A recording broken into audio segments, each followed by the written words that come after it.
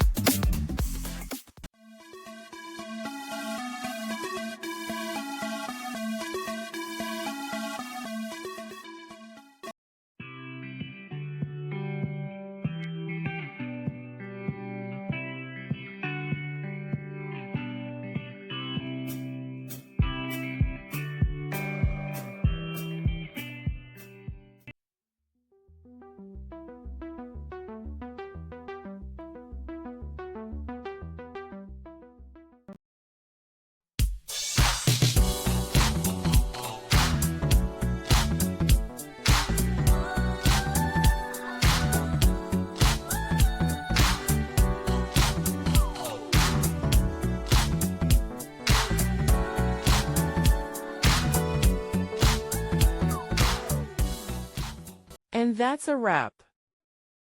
I hope you found the answer you were looking for. If you did, take a second to hit that subscribe button. It really helps out. And let me know in the comments which solution worked best for you. See you next time in the debug zone.